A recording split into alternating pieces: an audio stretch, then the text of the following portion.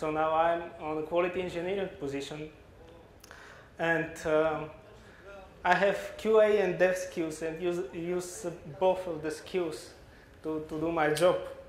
And when I switched before 4 years, I found out that there are very interesting problems in the quality engineering that I have to deal with. And today I'm going to talk about for one of these problems. How the software product lifecycle looks like. First, we always start with the requirements, gathering and definition. After which, there is a software design phase. And after the software design phase, there is coding and testing the new code phases. And if this is not the first version of our product, we perform regression testing in order to see whether we have bugs in our previous functionality, whether we have something broken in the functionality that we delivered with our last release. And when the software is for a long time on the market, there are a lot of versions released, maybe we have many features that we have to test with every new version, because with every new version we add new functionality, we add new features, and the regression testing phase gets growing, because the more we have to implement and to deliver, the more we need to test before shipping the new version. So what is the challenge? This is the testing TED comics. When an engineer goes to his manager and says that the industry metrics shows that unit testing finds serious problems in 1 in 5 modules, then the manager says, great, we can save a lot of money there. How? We will test only the modules with the bugs in. Do you think he's right? I think he is. If we have bugs in just single module, why do we need to test the rest modules? If only we knew. If we know that we have bugs in just single module, then we don't need to test the rest modules for bugs. And in terms of regression testing, what that means, here is how a new version code base looks like in your left-hand side. In every new version, there is a piece of new code, and that is the code behind the new features. I think, yeah, we started earlier. Ladies and gentlemen, our sessions are starting. There are many people that come. Maybe I have to repeat all this thing again. Sorry for that. Yeah. I will wait a little to just to come.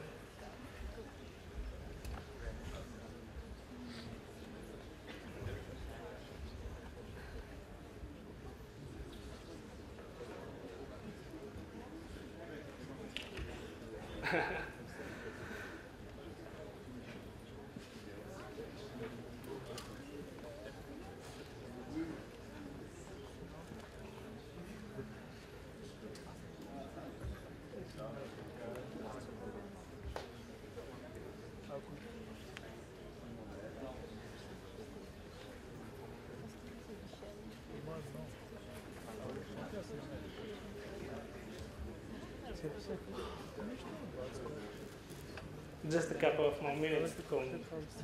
Everybody that wants to see this session. I don't know.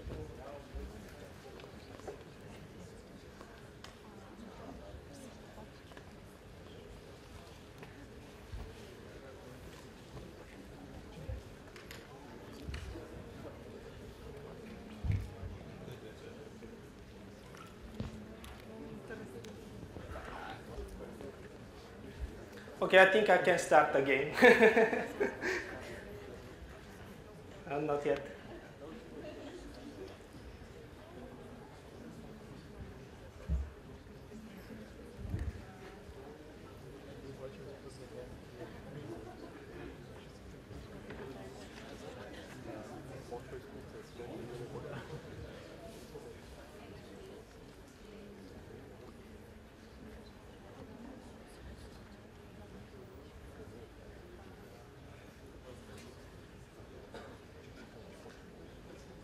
Yeah. So welcome to new people in the room. I have already started once, but now I'm starting for a second time. And the session is about regression testing. And I already told that when we have multiple versions of our product on the market, and we add new features with every new versions, before releasing new version, we need to test all of the existing features that still work as expected. And because of that, when product is for a long time on the market, the regression testing effort gets bigger and bigger because we add new features and we have more to test before every new version. And the product I am working on is on the market for about 7 years now, and we have release life cycle 6 months. So we have about 14 releases, and with every new release, we add new features in it. And before shipping the new version, we have to be sure that all the existing features continue to work as expected. So there is a lot of effort during the regression testing phase at the end. And this is the testing that comics. When an engineer goes to his manager and says that the industry show that there are serious problems in just 1 in 5 modules, the manager says that we can save a lot of money then. So we can test only the modules where are the bugs, but if only we knew. If we know where are the bugs, we can just test those modules that we know we have bugs in. For the rest modules, we don't need to perform testing. And in terms of regression testing here is how the code base on your left-hand side looks like in every new version. There is a piece of new code, and that is the code behind the new features. There is a piece of modified code because of bug fixes or refactoring or any other changes to support the new code. And there is a piece of unmodified code, maybe the biggest one with every new version, the code that remains the same as in our previous version. And in terms of functionality, there is a piece of new functionality, a piece of potentially affected functionality. And by potentially affected functionality, I mean that is functionality that has probability to regress because the modified code behind this functionality. And there is a piece of unaffected functionality. So now the question is, can we test only this piece of functionality that is potentially affected? And that is the functionality that the code behind has been modified. So how we can test only this functionality with every new release? We can first identify what is the code that has been modified. Second, we need to find from all of our test cases that we have, what are the tests that visit this modified code. And we can just run those test cases. How we can compare code? Today there are a lot of tools on the market for static code analysis with this ability. This is an example of such kind of tool for .NET application that has the ability to load assemblies of one and same assemblies of different versions, and to compare the code and all this to load in the memory and allows us to run queries. And here is an example query. From the application methods, give me only the methods where the code was changed. And the result of this is list of full method signatures of all methods where the code was changed. And when we talk about code modification, think about methods where the code was changed, because methods is the smallest unit in our code base that is functional. This is the smallest functional unit in the code base. So if we have two, it is easy, because we just give them code of different versions. It lists the methods where the code was changed. But if we don't have such tool, we can make our own tool, and we can use built-in source control systems, because the source control systems support different versions of the code files, and they keep history of all versions for every single code file. So the inconvenience here is that the static code analysis, we have to make it by our own. We have to make some kind of parsing to identify what are the methods where the code was changed. So it is a bit more inconvenient comparing to that to have tool that has this ability, but it is feasible. So if we don't have tool that compares code, we can create our own tool, getting the information for the source control system. And the result of this should be just the list of the methods where the code was changed. That is good. We know how to compare code. Now, the second question is, what are the tests that visit the code changes? And for the purpose, we can use code coverage. And what is code coverage? Code coverage is a metric that tracks the completeness of the testing undertaken. And the traditional usage of code coverage is just to measure what percentage of our code base is covered by our test cases. But for our purposes, this is not important. There are different types of code coverage. There is symbol coverage, method coverage, branch coverage, and cyclomatic complexity. Maybe there are other types of code coverage. But we don't need to know how many percent of our methods or our symbols are covered. We just need to know what are the methods for every single test that every single test visits. We need to use method coverage, because when I said that when we talk about code modification, we talk about method modifications. And when we talk about code coverage, think about method coverage for every single test. And here is an example. If this on your left-hand side is our application code base, this is very simple. There are three classes that represent geometric figures. We have one abstract base class and two inheritors, one for circle and square and another for square. And the two inheritors just implement area calculation for each of the figures. So the all functional methods that we have in this simple code base is those 5 methods. The constructor of the base class, the constructors of the circle and the square classes, and the area methods of the square and the circle classes. Imagine that we have just two test cases, one to test the circle class and another to test the square class. So what would do test circle, for example? It would create a single instance of the circle class and probably would call area method to verify whether the calculation is proper or something like that. The same for test square. So how we need to collect method coverage? For the test circle, the visited methods would be from our application code base, the constructor of the base class, the constructor of the circle class, and the area method of the circle class. And for the test square, respectively, the same but for the square class. So if we collect code coverage in this way, we can build a table that represents test to visited methods. And in order to do that, we can use existing code coverage tools, but we need to get output for every single test. For every single test, we need to run code coverage and to collect what are the methods that this particular test case visits.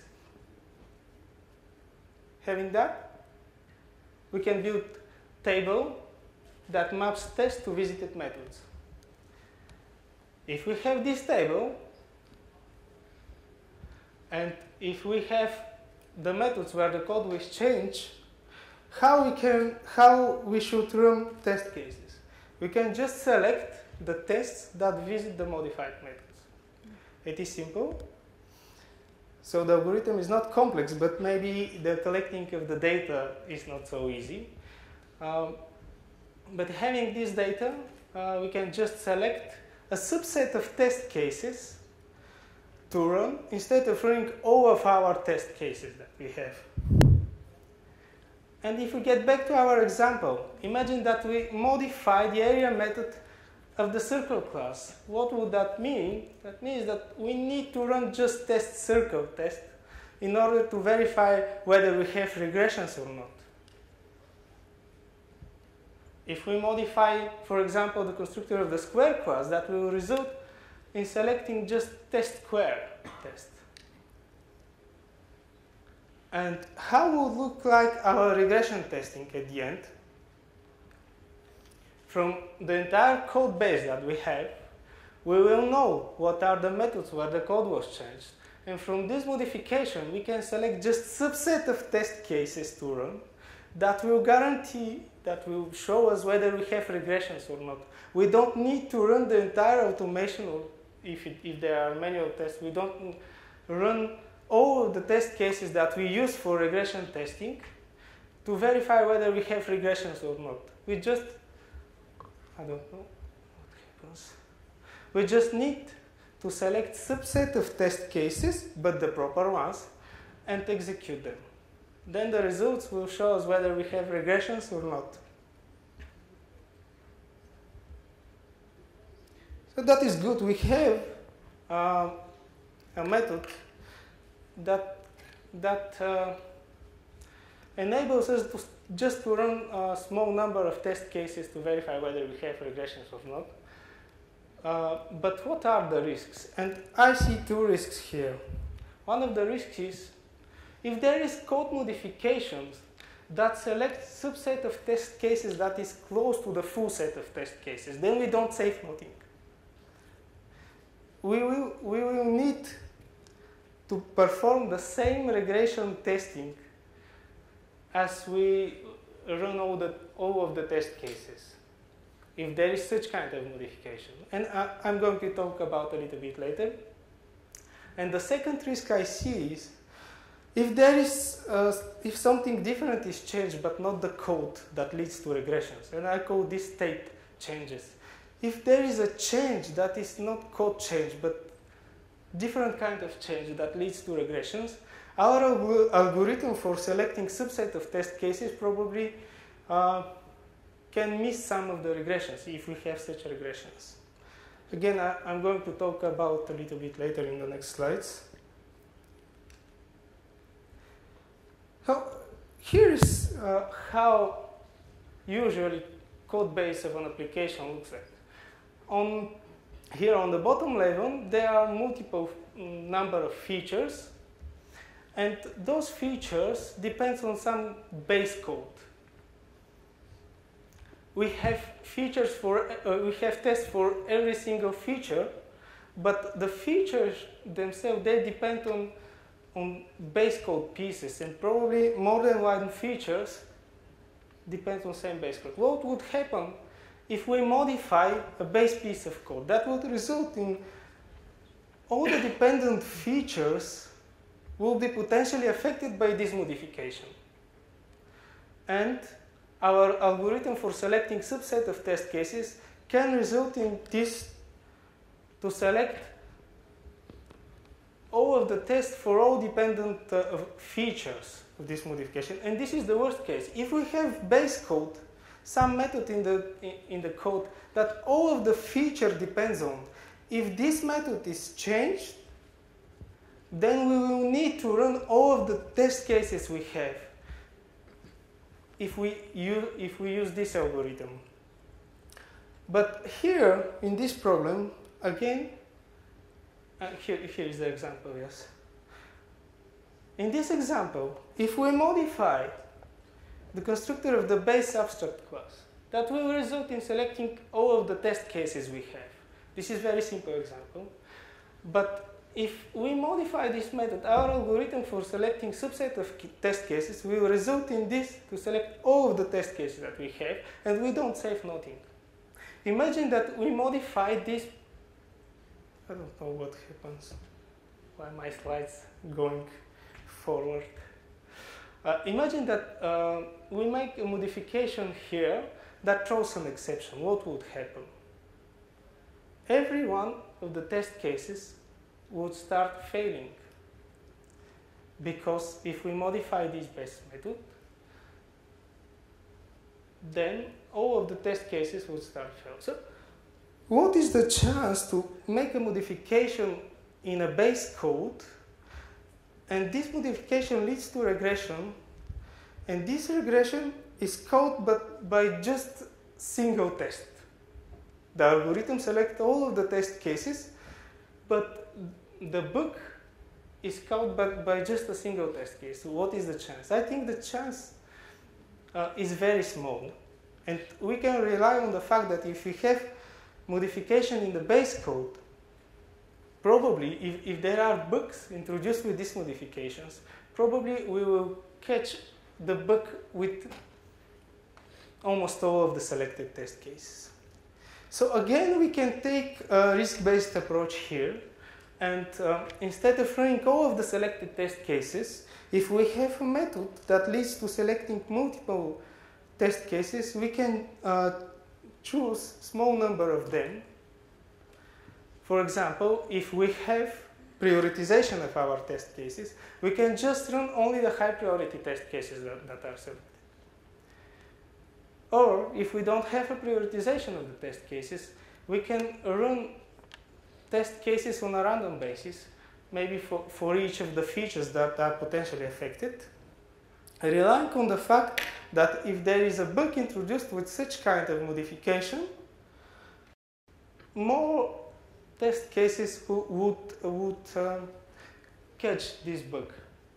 Or even we can just select small number of test cases, no matter whether it tests whether they test all of the features.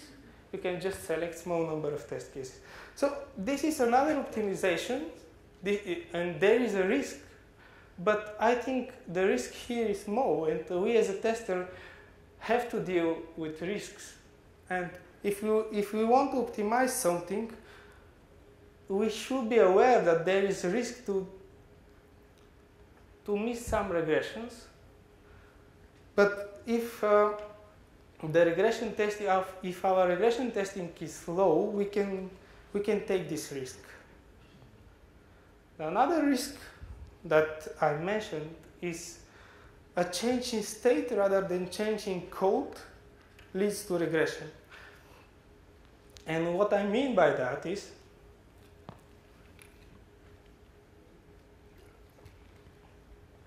features ultimately depend on data from external system. They read data from file system or from environment variables. And if the feature logic is based on specific values of this data, and the data gets changed, then we can have regressions. And here is an example of such kind of change.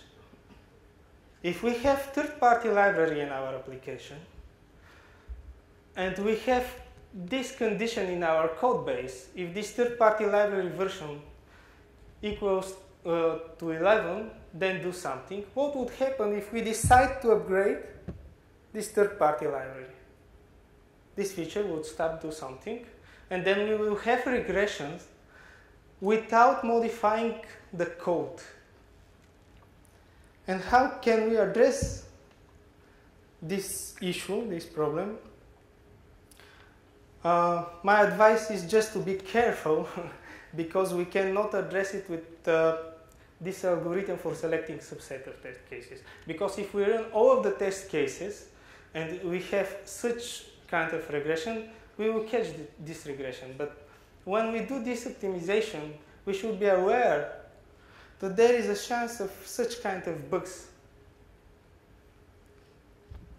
So maybe the solution of this problem is just to be careful. We need to be aware of how our feature depends on external data. And we need to know when external data is changed and to perform some focused testing. Good. We know how to select small number of regression test cases, or just subset of test cases, not not small. And we know what are the risks. We know how to solve them. Can we deliver all of this as a service? Because nowadays, all of the test cases, almost all of the test cases used for regression testing are automated, and we just run automation and monitor the result of this automation. We can implement this algorithm for collecting code coverage data, comparing code. We can implement it as a tool, and we can integrate it with our continuous integration infrastructure, for example, and with our processes. And we can use it to identify regressions during the development phase. And by development phase, I mean coding and testing phases of a software product lifecycle. We can use it even as a pre-checking tool. For example, before submitting some code modification, we can run this algorithm, and we can run small number of test cases to verify whether we have regressions or not. And the benefit of that is that we will be familiar, we will know whether we have regression with every single modification.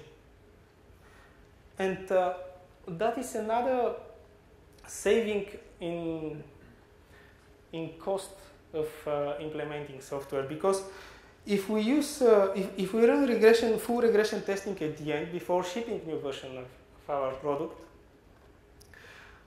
there is a chance a code modification at the very beginning to lead to regression, and we will know whether we have these regressions, and we will know a few months later.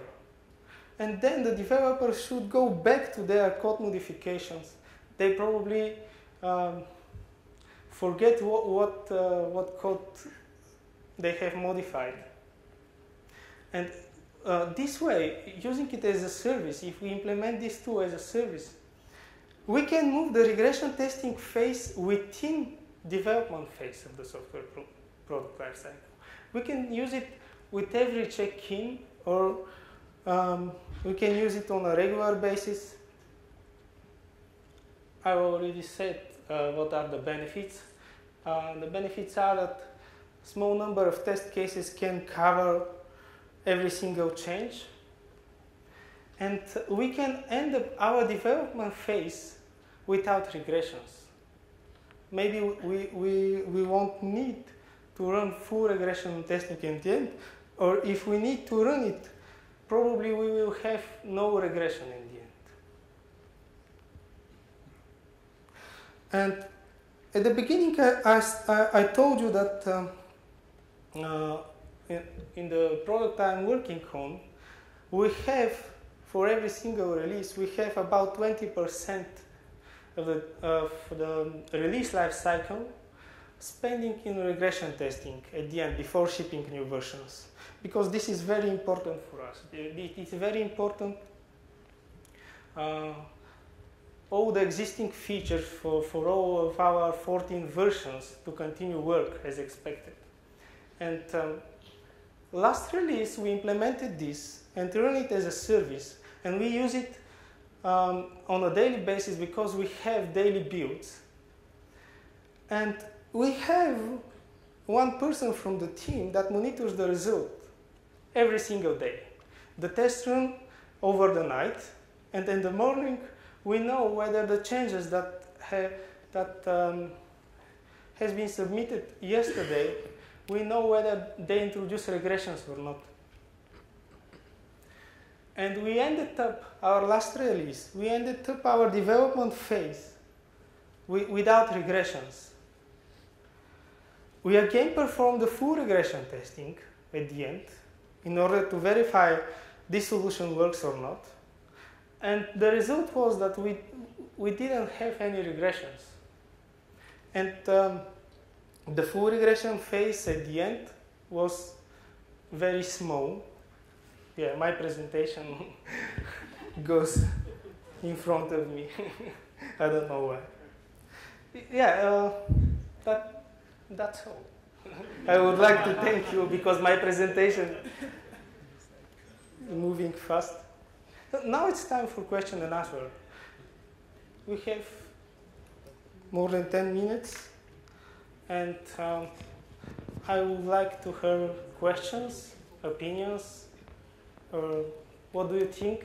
Does it make sense? Yeah? Well, to me, this approach makes sense, especially if you're using it as a practical practical tool, Mm-hmm. because it should make the work less time. For the other cases, if I have automation, I can do it overnight, and I won't be worried that much about the time it takes. I will measure the time. But for a practical, I think it's very useful. Okay. Get an example of the tools that you are using for code coverage and create the map doing the tests and changes. Yeah. Okay. First, I would like to say that you are lucky, man, because you can run all of your automation in just single night. How many versions have you released to the market? I don't count it. For example, we use every 2 weeks some projects. And do you have system testing, integration testing, performing testing, and all of this automation runs for just a single night? Well, at least the automation testing it's a matter of Okay. So this is not my case. Yeah. Everyone, I think the most useful case is the pre-commit switching. Yeah. Okay. Okay. I agree. If you have automation that runs over the night and you have results in the morning from all the automation, maybe you don't need to use it as a regression testing, and it is useful for pre-checking and post-checking. About the tools, about your question, what are the tools that we use?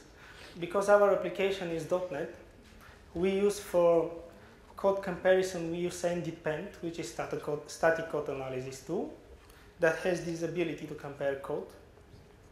And for code coverage, initially we used ncover, but because it collects more information than we need, because we need just what are the methods that are visited, we implemented our own code coverage tool to collect method coverage for every single test.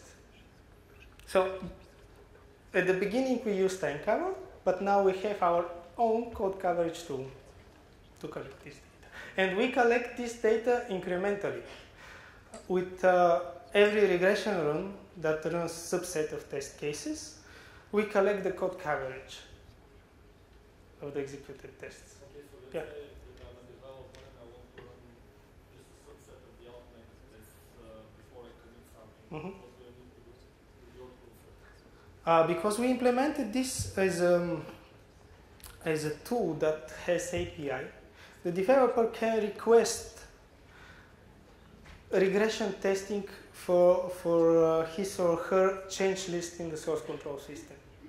He can pass the change list number and can receive as a result the result of the tests that were selected and executed.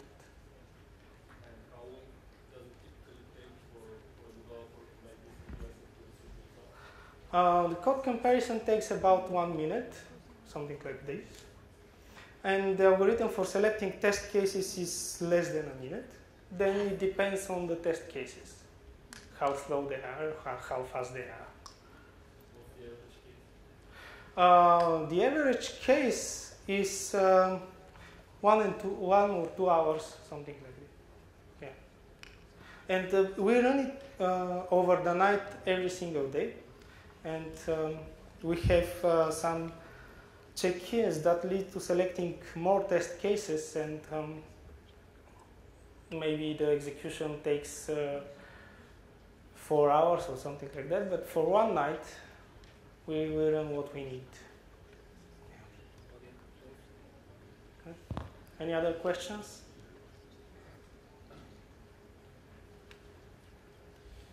No? Great. We can go and take some coffee.